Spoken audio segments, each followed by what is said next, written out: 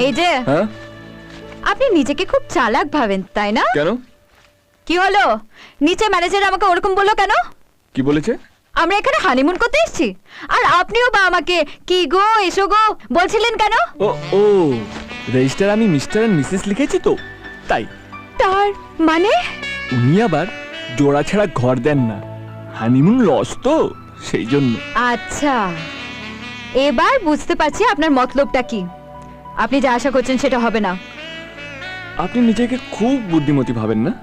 ভাবার কিছু নেই, আমি বুদ্ধিমতী। বুদ্ধিমতী না ছাই, মাথা মোটা। কি?